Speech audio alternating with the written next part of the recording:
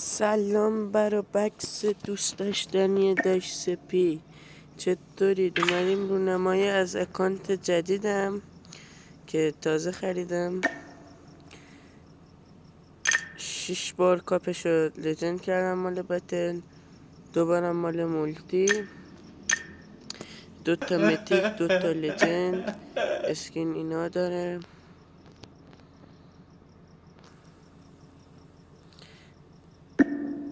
فکر کنم گوست سیزن 1 هم داره میدونم داره. خب بریم، اینم آیدیمه.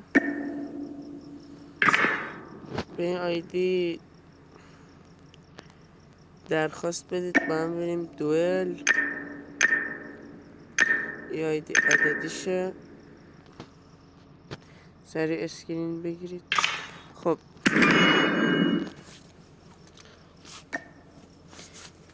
HS اسکلتی هم داره. کیلومتریکشو تا لول 2 بردم.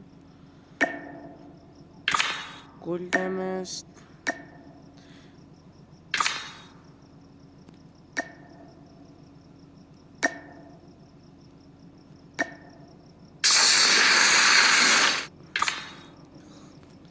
اینا داره با اسکینم. کاتانه اینجوری هم داره با اسکین گوست سیزن 1 کنم. اینه.